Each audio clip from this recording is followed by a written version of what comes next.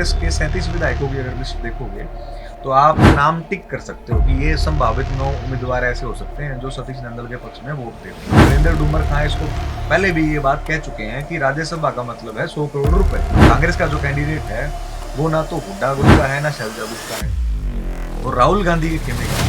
अगर आप कांग्रेस के विधायकों को देखो तो 5 विधायक तो ऐसे हैं जो कुमारी शैलजा के जो पक्ष के विधायक हैं। एक फोटो ऐसी आई है जिस फोटो में नजर आता है कि हुड्डा साहब का चेहरा थोड़ा उतरा हुआ है।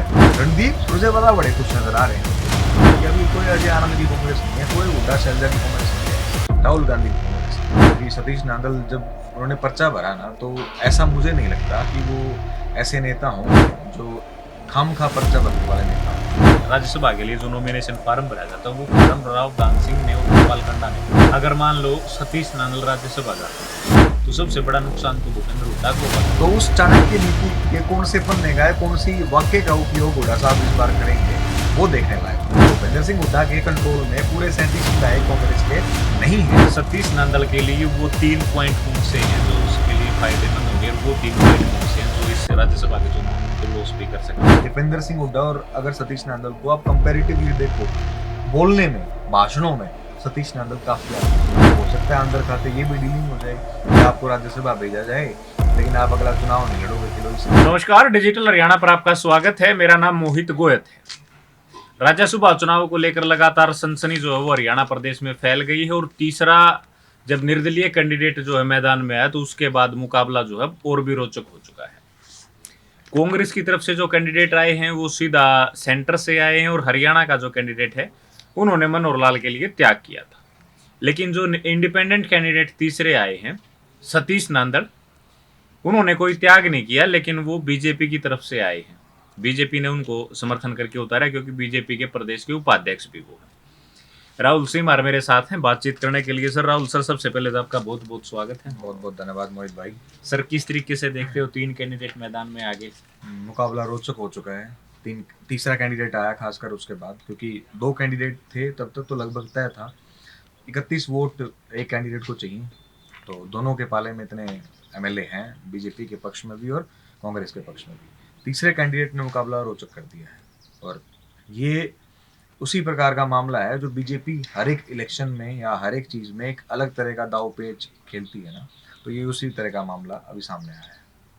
तो सतीश नांदल कुछ गेम बदलेंगे, कुछ होगा, क्या लगता है? ऐसी संभावना लगती है क्योंकि सतीश नांदल जब उन्होंने पर्चा भरा ना तो ऐसा मुझे नहीं लगता कि वो ऐसे नेता होंगे जो खामखा पर्चा भरने वाले नेता होंगे। उन्होंने पर्चा भरा तो अगर आप मोटा मोटा गणित भी अगर आप लगाओ ना तो 31 वोट तो आप सीधा सीधा देखते हो कि जो भाटिया साहब के पक्ष में जाने वाले हैं। 17 वोट और जो हैं एमएलए के वो बीजेपी के रह गए। उसमें 3 निर्दलीय जो उनके साथ उस समय मौजूद थे प्रेस कॉन्फ्रेंस में 20 हो गए। 2 आप आईएनडी की ओर मिला लो तो 22 हो गए। इसमें अभी 9 वोट और चाहिए सतीश नांदल को। और मुझे ऐसा लगता है कि कहीं ना कहीं उन्होंने पर्चा भरने से पहले तोला होगा, मापा होगा कांग्रेस के विधायकों को, या कुछ ऐसी नजदीकियां रही होंगी। जैसे अगर आप कांग्रेस के विधायकों को देखो तो 5 विधायक तो ऐसे हैं जो कुमारी शैलजा के जो पक्ष के विधायक हैं। हो सकता है उन विधायकों की बात हो सकता है किसी और दूसरे विधायकों की बात हो, लेकिन आप कांग्रेस के 37 विधायकों की अगर लिस्ट देखोगे तो आप नाम टिक कर सकते हो कि ये संभावित 9 उम्मीदवार ऐसे हो सकते हैं जो सतीश नांदल के पक्ष में वोट देते हैं। और ये नाप तोल जो है सतीश नांदल ने पहले कर लिया होगा, जहां तक मेरा आकलन है कि 9 में से एटलीस्ट 5-6 विधायक तो वो ऑलरेडी सेट कर चुके होंगे। और सेट करने का मतलब आजकल लोगों को सबको प्रक्रिया का जो है समझ में आता है। ये हमें भी कहने की जरूरत नहीं है, ये वीरेंद्र डूमर खां इसको पहले भी ये बात कह चुके हैं कि राज्यसभा का मतलब है 100 करोड़ रुपए। तो इसका मतलब ये है कि एमएलए की खरीद फरोख्त होनी है, कि बोली लगनी है कि एक एमएलए को कितने रुपए जाएंगे वोट डालने के लिए। तो ये 9 विधायकों का जो गेम है ना, 9 वोटों का गेम है, सारा पैसों का गेम है। अब पैसे के मामले में सतीश नांदल कमजोर है नहीं, धनाढ़ व्यक्ति हैं। 13, 14, 15 स्टेट्स में उनका बिजनेस चलता है कंस्ट्रक्शन का। अग्रवाल जी उनके पार्टनर भी हैं बिजनेस में, तो उस मामले में वो बड़े स्ट्रांग पड़ते हैं। जहाँ कांग्रेस के कैंडिडेट की बात करें तो कांग्रेस में भी प्रॉब्लम नजर आती है। कांग्रेस का जो कैंडिडेट है वो ना तो हुड्डा गुट का है ना शैलजा गुट का है, वो राहुल गांधी के खेमे का है। और राहुल गांधी ये चाहता है कि जो जहाँ मायावती की जो पार्टी है वो थोड़ी धीरे धीरे इलेक्शन बाय इलेक्शन आप ग्राफ देखो तो कमजोर होता जा रहा है, वोट छिटकते जा रहे हैं। तो जो वोट SC ST कम्युनिटी के हैं, जो वोट OBC के हैं, उन वोटों को अपने पक्ष में कर लिया जाए। और अगर आप नाम से भी देखो ना तो करमवीर सिंह बोध, बोध जो शब्द लिखा हुआ है पीछे, वो ऐसे नहीं है, उसका बहुत महत्व है। हो सकता है तो बोध को हटा सकते थे, करमवीर सिंह नाम लिख सकते थे, लेकिन उसमें फिर लोगों के दिमाग में चर्चाएं घूमती रहती। अब बोध से बहुत क्लियर मैसेज जाता है कि किस समाज से हैं, क्या इनका हो रहा है, बैकग्राउंड रहा है। तो ये भी बहुत क्लियर राहुल गांधी ने मैसेज दिया है। वो राहुल गांधी उस चीज को हटाना चाहते हैं कि वो अजय और आनंद वाली जो कांग्रेस थी ना, वो वाला पार्ट कि अब ये कोई अजय आनंद की कांग्रेस नहीं है, कोई हुड्डा शैलजा की कांग्रेस नहीं है, राहुल गांधी की कांग्रेस है। तो लगता है ऐसा हो पाएगा, राहुल गांधी ने जो मैसेज दिया वो अप्लीकेबल हो पाएगा? क्योंकि 2016 और 2022 को लोग भूले नहीं है, सबको याद है वो जख्म आज भी कई लोगों के तो आ रहे हैं। अब जब इस बात को हम लेते हैं तो आप इस बात को देखो, 2001 में पहली बार भूपेंद्र सिंह हुड्डा नेता प्रतिपक्ष, वो CLP लीडर बने थे। अब वहां से अगर आप आज तक की राजनीति को देखो तो 25 साल लगभग कांग्रेस के खेमे को राज करते हुए हो गए हुड्डा साहब को, जिसमें उनके 9-10 साल का जो कार्यकाल है वो एज ए मुख्यमंत्री भी रहा है। आप हुड्डा को कमजोर नेता नहीं मान सकते किसी भी पक्ष में। अब जब करमवीर सिंह बोध अगर चुनाव जीतते हैं, और ये तो मतलब उनके पास वोट तो स्पष्ट है, अब यहाँ जो आकलन है ना वो ये है कि राहुल गांधी के खेमे के कैंडिडेट को हुड्डा साहब समर्थन करेंगे या नहीं करेंगे, उससे हुड्डा साहब का क्या फायदा होगा। क्या कुमारी शैलजा को साइडलाइन कर सकते हैं वो ये काम करके?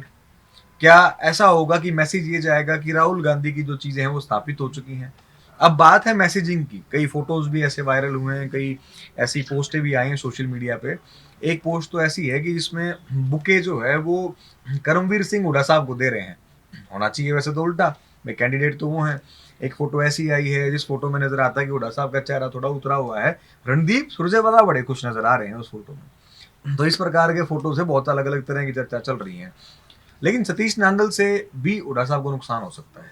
रोहतक के ही नेता हैं, राज्यसभा में जाएंगे, 6 साल राज्यसभा में अगर वो रहेंगे, रोहतक में काम करेंगे, उनको MP लेड का जो फंड अगर वो भी लगा देंगे तो लगातार, क्योंकि सतीश नांदल तो पहले भी इस प्रकार के उन्होंने बयान दिए हैं कि सांगी में भी जो हुड्डा साहब का काम है उसमें भी रोड मैंने बनवाए हैं। इस प्रकार के बयान सतीश नांदल लगातार देते रहते हैं और बातचीत बनी रहती है। तो यहाँ अपने गढ़ को बचाने की स्थिति भी है, और अपना जो अस्तित्व है पार्टी में, जो अपनी पकड़ है उसको बचाने की स्थिति भी है, और दूसरों को कमजोर करने की भी स्थिति है। तो यहाँ जो एक बात मुझे सुभाष बत्रा जी की याद आती है, उन्होंने कहा था कि एक बातचीत के दौरान, इंटरव्यू के दौरान, कि हुड्डा साहब ने मेरे घर से चाणक्य नीति जो है चुरा ली थी, वो छुपा के ले गए थे मेरे घर से। अच्छा, तो उस चाणक्य नीति के कौन से पन्ने का है, कौन सी वाक्य का उपयोग हुड्डा साहब इस बार करेंगे, वो देखने लायक हो। लेकिन अब तो सुभाष बत्रा भी हुड्डा साहब के साथ ही है। जी, ये ठीक बात है। वो तो एक वाक्य है, वो जो बताते हैं कि भाई वहीं से उन्होंने शुरुआत की थी चीजों की, चाणक्य नीति लेके गए थे, और उसके बाद उन्होंने राजनीति को और अच्छे से समझने की कोशिश करी। पर यहाँ पे जो मोटी चीज है ना मोहित भाई, वो ये है कि जो सतीश नांदल की एंट्री है ना, वो महज एक इत्तेफाक नहीं है, मतलब प्री प्लानिंग है लंबी। हाँ, जैसे एक प्रधानमंत्री मनमोहन सिंह के बारे में एक बुक आई थी, एक्सीडेंटल प्राइम मिनिस्टर। तो ये एक्सीडेंटल कैंडिडेट नहीं है, ये ऐसा लगता है। और खासकर जो 3 चेहरे इनके साथ जो खड़े हैं ना, देवेंद्र कादियान को आप देख सकते हो, राजेश जून को आप देख सकते हो, और सावित्री जिंदल को आप साथ में खड़े हुए देख सकते हो। ये तो वो चेहरे हो गए ना जो साथ खड़े दिख रहे हैं। लेकिन उन्होंने जब नॉमिनेशन जो राज्यसभा के लिए भरा होगा तो 10 लोगों के सिग्नेचर चाहिए जी। 3 विधायक तो 7 विधायक और भी हैं जो दस्तक करके गए हैं, लेकिन वो सामने नहीं आए अभी तक जी। अब बीजेपी के कौन से जो 17 कैंडिडेट हैं वो सतीश नांदल के साथ खड़े होंगे, ये तो अभी तय ही नहीं है। अभी तो ये तय है कि 31 जो है संजय भाटिया के साथ जाएंगे, कौन से 17 सतीश के पाड़े में आएंगे वो तो अभी तय ही नहीं है, लोगों को पता ही नहीं। और एक चीज ये भी इसमें हो सकती है कि कई बार क्या होता है कि विधानसभा में कई विधायकों की अच्छी गहरी दोस्ती है। एक पिछले दिनों एक फोटो बड़ी वायरल हुई, कई जैकेट वाले विधायकों की एक जैसी, तो कई बीजेपी और कांग्रेस के विधायकों की भी ऐसी फोटो ही है जी। कई कई अलग अलग जगह ट्वीट्स में वायरल होती हैं, लेकिन वो जितना वो जो एक जैकेट वाली फोटो वायरल हुई इतना वो वायरल नहीं होती। तो वो लोग भी आपस में जोड़ तोड़ करने का काम करेंगे। ये आपसी ये सब के रिश्ते इनके बड़े शानदार हैं, परिवार में आना जाना, ब्याह शादियों में, मौत बरगत में जाना वाना, सब कुछ इनका बड़ा अच्छा है नेताओं का आपस में। कई तो आपस में रिश्तेदार भी हैं। हाँ बिल्कुल, इनकी रिश्तेदारियां भी आपस में हैं। जो आप बात कर रहे हो ना कि जो 7 विधायक जो रह गए, ऐसे तो सबसे बड़ा, इससे भी बड़ा सवाल एक और है कि अगर इंडिपेंडेंट कैंडिडेट के तौर पर चुनाव लड़ रहे हैं सतीश नांदल, तो इनका इस्तीफा क्यों नहीं हुआ बीजेपी से? वो सामने क्यों नहीं आया? इसका मतलब तो साफ साफ ये है कि बीजेपी के ही विधायक होंगे वो 7, और जो और 10 और निकल के आएंगे, जो 17 समर्थन में आने वाले हैं, बीजेपी के ही हैं। ये तो साफ साफ सबको नजर आता है। एज ए कैंडिडेट भी बीजेपी ही लेके आई है, और इसीलिए लेके आई है कि 2 सीट हैं, दोनों की दोनों राज्यसभा की सीट बीजेपी को मिल जाए हरियाणा। बिल्कुल चाहिए, वो हर हाल में चाहिए, उसके लिए ये सारी चीजें की जा रही हैं। अच्छा, इसमें एक चीज और है, सतीश नांदल को लेकर INLD का भी सॉफ्ट कॉर्नर रहेगा, क्योंकि सतीश नांदल ने 2 चुनाव जो हैं 2009 और 2014 का चुनाव इंडियन नेशनल लोक दल से भूपेंद्र हुड्डा के खिलाफ लड़ा। हालांकि दोनों बार उनकी करारी हार हुई। 2019 में भी लड़ा, उस टाइम वो बीजेपी में ही चले गए थे। तो 3 चुनाव भूपेंद्र हुड्डा के खिलाफ सतीश नांदल ने लड़े, मतलब इनका 36 का आंकड़ा तो 2009 से चलता रहा है। आप उस बात को उस वे में भी समझ सकते हो मोहित भाई, या आप इस बात को इस वे में भी समझ सकते हो, अगर सतीश नांदल की एंट्री चुनाव में नहीं होती ना, तो ये एक चुनाव नॉर्मल शांति का चुनाव था, और ऐसा चुनाव था कि एक बीजेपी का जीत जाता और एक कांग्रेस का जीत जाता, और स्पष्ट चुनाव था, इसमें कोई दिक्कत ही थी नहीं। अब जब बात आती है वोट काटने की और वोट जोड़ने की, तो यहाँ पे जो वीरेंद्र डूमर खां वाली बात है, 100 करोड़ लगते हैं, यहाँ पे इन्वॉल्वमेंट होती है पैसे की, चाहे वोट कहीं से कटें, चाहे वोट कहीं पे जुड़े। अब वहाँ मोटी इन्वॉल्वमेंट जो होगी वो पैसे की होगी, और पॉलिटिक्स जो है वो बहुत मुख्य तौर पे सबको समझ में आता है कि पैसे का बहुत बड़ा खेल है पैसे का। अब यहाँ किसी के साथ रिश्ते हों या ना हो, उससे भी कोई बहुत गहरा उसमें फर्क पड़ने वाला है नहीं। और वैसे आप इस बात को कहते हो कि भी इनके साथ रिश्ते रहे हैं, तो उस बात को सरेआम अभी भी कबूल करते हैं कि अभय चौटाला के साथ उनके रिश्ते अभी भी हैं। अच्छा राहुल भाई, मतलब आप ऐसा बिल्कुल स्पष्ट मान चुके हो कि सतीश नांदल पैसे के बल पर राज्यसभा में जाएगा ही जाएगा? नहीं, दूसरे ऑप्शन नजर नहीं आते ना। आप 9 MLA 9 विधायक अगर आपको कांग्रेस के लेने हैं, आपको खींच के लेके आने हैं, किस बेसिस पे आ सकते हैं? तो क्या ये लोकतंत्र की हत्या नहीं होगी, जिस लोकतंत्र के नाम पे चुनाव हो रहा है कि डेमोक्रेसी है और चुनाव होगा? ये तो आप और मैं, मेरे को तय करने की जरूरत है ही नहीं, ये तो खुलेआम सबको नजर आता है। और क्या ये लोकतंत्र की हत्या आज ही है, या क्या ये डेमोक्रेटिक चीटिंग आज ही है? ये उस समय चीटिंग नहीं थी जब वीरेंद्र डूमर खान ने बयान दिया। उनसे किसी ने पूछा इस बात को कि कैसे कह दिया आपने ये बात, इतने बड़े नेता हो आप कैसे कह रहे हो? सब सर छोटू राम के वंशज ये बात कह रहे हैं कि 100 करोड़ रुपए में राज्यसभा का मेंबर बन रहा है। इसका मतलब ये है कि खुले तौर पे वो खेल आपने जनता के सामने परोस दिया कि वो हो कह रहा है खेल। मतलब ये तो 10-12 साल पुराना बयान है, अब तो 100 करोड़ अमाउंट बढ़ गया, तो वैल्यू भी बढ़ गई होगी उस चीज की। तो ये बात तो खुले तौर पर, मतलब अगर इसको देखें, अगर 100 करोड़ में भी बांटते हैं, चलो एक वीरेंद्र डूमर खां के बयान पे जाते हैं जी, तो एक विधायक को कितने पैसे मिले? तो ये आप देख लो, मतलब एक विधायक की कीमत लगभग 9 विधायक चाहिए तो 11 करोड़ रुपए लग गए। हाँ, लगभग ये राशि आ गई। अगर सतीश नांदल जीतते हैं तो ये चीजें, मतलब वीरेंद्र डूमर खां का जो बयान है उसको मान लें तो 11 करोड़ में एक विधायक का आदान प्रदान होता है। ये बात हम थोड़ा ना कह रहे हैं, तो हम नहीं कह रहे, ये उन्होंने कही, हम तो उनके बयान के आधार पे कह रहे हैं, हमारा इससे कोई लेना देना नहीं है। अच्छा, एक चर्चा और थी, फार्म जो है राज्यसभा के लिए जो नॉमिनेशन फार्म भरा जाता है, वो फार्म राव दान सिंह ने और गोपाल कांडा ने भी खरीदा था। उनको उम्मीद थी, राव दान सिंह को बड़ी उम्मीद थी इस चीज को लेके कि जो भूपेंद्र सिंह हुड्डा मेरी अच्छी से पैरवी करेंगे और कहीं ना कहीं राज्यसभा में मैं ही जाऊंगा। ये बहुत उनकी उम्मीद थी भूपेंद्र सिंह हुड्डा से, करीबी हैं, सारी चीज़ें हैं, बहुत सारा ऑफ द बुक्स जो काम चलते हैं आपस में नेताओं के जो इधर उधर, वो सारे काम भी होते रहते हैं लगातार। लेकिन ऐसा हुआ नहीं है राज्यसभा में कैंडिडेट के तौर पर, ऐसा हुआ नहीं। और जहां हम बात ये करते हैं कि वोट काटने वाली खिसकने वाली, तो कांग्रेस का ऐसा ऐतिहासिक तौर पे ऐसा इतिहास भी है कांग्रेस का सर। ये अजय माकन जी के साथ जो काम हुआ हरियाणा में, वो कांग्रेस के ही तो पक्ष में हुआ था। बाद में खुल के कार्तिक शर्मा ने एक्सेप्ट भी किया उस बात को, किरण चौधरी ने और कुलदीप बिश्नोई ने मेरे को वोट डाले। तो ये तो हिमाचल में भी हो रखा है काम पहले ही। तो ये जो खरीद फिरोख्त या सेटलमेंट वाली जो बात है ना, ये इतनी दबी हुई बात नहीं है, ये बड़े खुले तौर पे लोगों को समझ में आती है आज के उस माहौल में ये हो क्या रहा है। लेकिन राहुल भाई, एक और बात समझो आप, अगर मान लो सतीश नांदल राज्यसभा जाते हैं तो सबसे बड़ा नुकसान तो भूपेंद्र हुड्डा को होगा, क्योंकि वो रोहतक से ही हैं और उसे किलोई विधानसभा से भी उनका गांव भी आता है।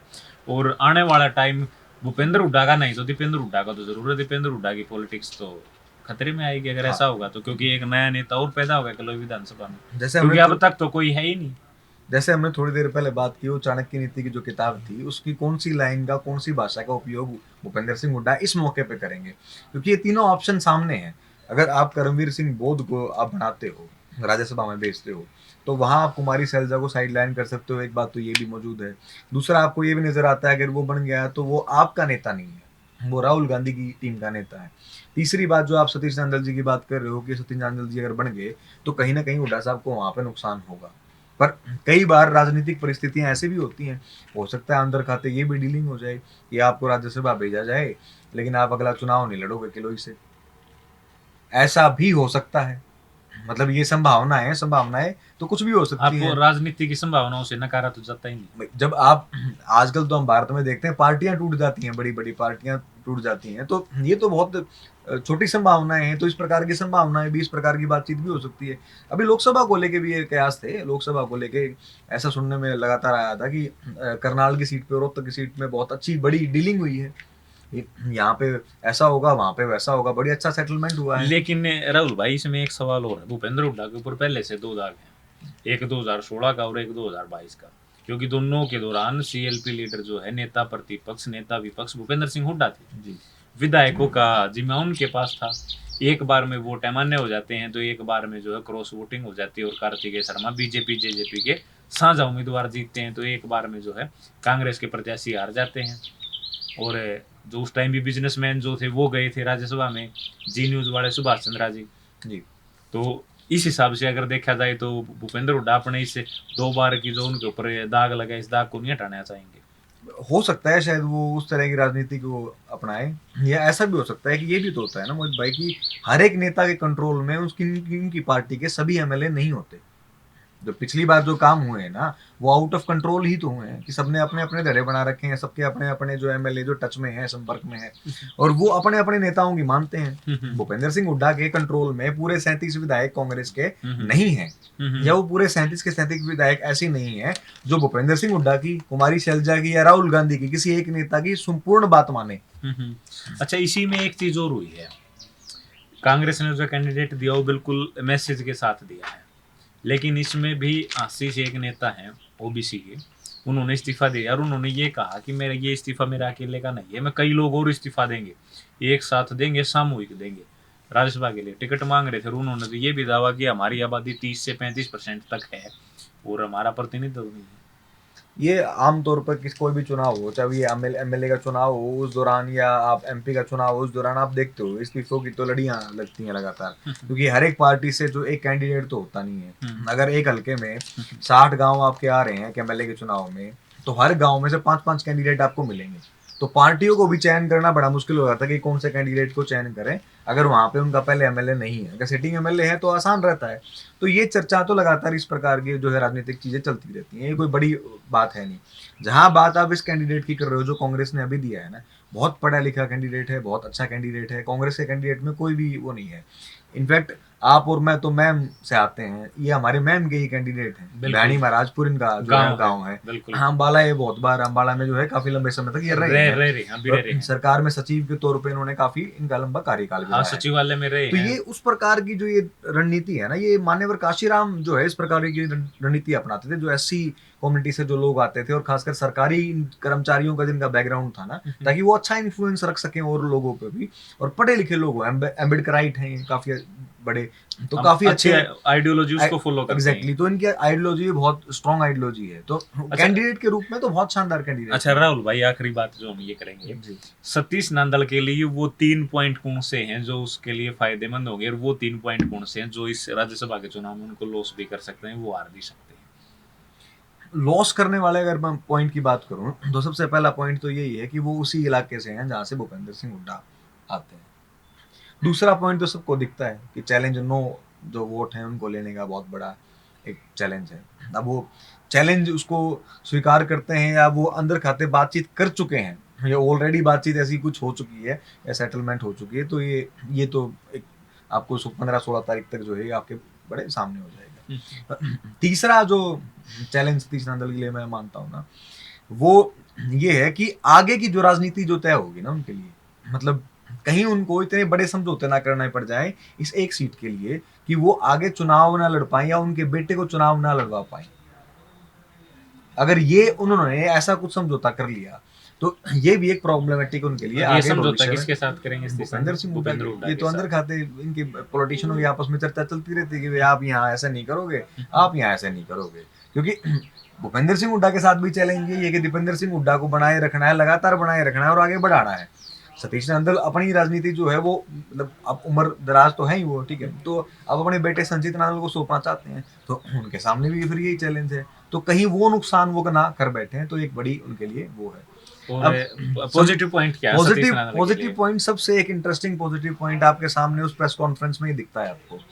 सावित्री जिंदल, एशिया की सबसे अमीर महिला, आपके साथ खड़ी है। आप बिजनेस के तौर पे देख लो, आप राजनीतिक संबंधों के तौर पे देख लो, आप किसी भी रूप में देख लो, मुझे नहीं लगता कि सावित्री जिंदल से अच्छा मैसेज सतीश नांदल को डिलीवर कर सकते थे कि स्टेज पे सावित्री जिंदल है, एक बिल्कुल सबसे साथ strong, खड़ी थी। बिल्कुल साथ खड़ी। उसके बाद उन्होंने बातचीत भी की है, बल्कि बोला भी है, बिल्कुल। दो शब्द भी अपने रखे हैं। दूसरी चीज, उनके पास अपनी पार्टी का समर्थन है, 17 विधायक हैं, 3 निर्दलीय साथ खड़े हैं, 20, 2 INLD के जो हैं वो जल्दी ही वो हो जाएंगे, शामिल हो जाएंगे, कोई बड़ी बात नहीं।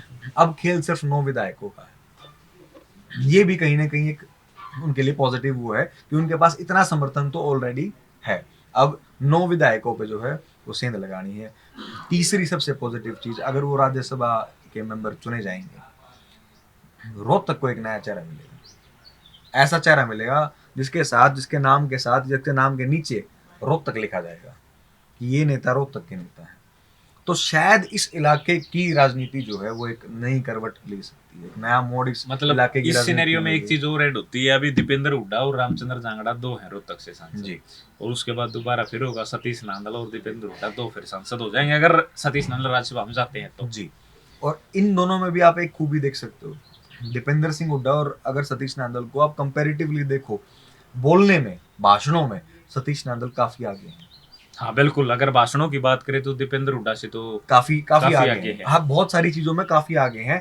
और अगर ग्रामीण इलाके के टच के रूप पे देखो तो वहां भी आगे हैं, क्योंकि मतलब दोनों की जैसे उनकी विधानसभा तो connect- एक ही है। जी, जैसे उनकी कनेक्टिविटी है ना लोगों के साथ, ग्रामीण लोगों के साथ जो उनकी कनेक्टिविटी है या अपने वोटरों के साथ, तो उसमें भी वो काफी आगे हैं इन चर्चाओं को लेके भी। तो वहां भी आप उनको वो नहीं कर सकते। तो 2 नाम आपको लगातार देखने को मिलेंगे। हालांकि सदन अलग अलग है, एक लोकसभा में बैठेंगे, एक राज्यसभा में बैठेंगे, लेकिन राज्यसभा में जब आपको वापिस रोहतक देखने को मिलेगा और वो भी इस रूप में देखने को मिलेगा, जब वो यहाँ पे आएंगे तो चर्चाएं जो है वो सांसद के रूप में होंगी। वाइस प्रेसिडेंट बहुत बड़ी चीज होती है एक पार्टी बिल्कुल। का होना, लेकिन राज्यसभा का सांसद एक ऐसा आदमी जो राज्यसभा में बैठा है जिसके हर कानून पे सिग्नेचर होंगे, उसके बिना पास नहीं हो सकता, उसके बिना सिग्नेचर के, बिल्कुल। उसको यस और नो की वोटिंग करनी पड़ेगी, आई और ने की, यस, उसके बिना नहीं हो सकता। वो इतनी बड़ी उपलब्धि एक होने वाली है। तो ये पूरी चर्चा थी। राहुल भाई ने एक एक बात खोल के बताई है कि इस चुनाव में क्या होने वाला है, सतीश नांदल जो है वो क्या गेम कर पाएंगे, वो तो आने वाला टाइम है, लेकिन 22 वोट तक पहुंचना उनके लिए बहुत आसान था और वो वहां तक लगभग पहुंच चुके हैं। INLD की 2 वोट भी लगभग उनको मिलने वाली, क्योंकि लंबे टाइम तक INLD की उन्होंने राजनीति की, 2 चुनाव लड़े, जिला अध्यक्ष रहे लगातार, और उसके बाद जब पार्टी टूटी तो वो जेजेपी में नहीं गए, उन्होंने बीजेपी को चुनना पसंद करा। ये भी एक उनके लिए फायदेमंद चीज होगी। हालांकि जेजेपी का कोई MLA है नहीं कि उनका समर्थन लेना या देना पड़ेगा, कोई बड़ा इशू होगा नहीं। तो ये सारी बातचीत थी। इस बातचीत के बारे में आप लोग क्या सोचते हैं, तो वो हमें कमेंट बॉक्स में लिखें, और साथ ही दूसरा ये बताएं कि क्या सतीश नांदल जा पाएंगे राज्यसभा में। आप लोगों को क्या लगता है कि वो 9 विधायक उनके पक्ष में आ पाएंगे, या कोई साम दाम दंड भेद की राजनीति वहां होगी, या कुछ क्या होगा? आप लोग इसके बारे में क्या सोचते हैं वो भी हमें कमेंट बॉक्स में लिखें। और राहुल भाई समय दिया और इतनी कीमती जानकारी दर्शकों तक पहुंचाई, इसके लिए आपका शुक्रिया। बहुत बहुत शुक्रिया मोहित भाई बात करने के लिए।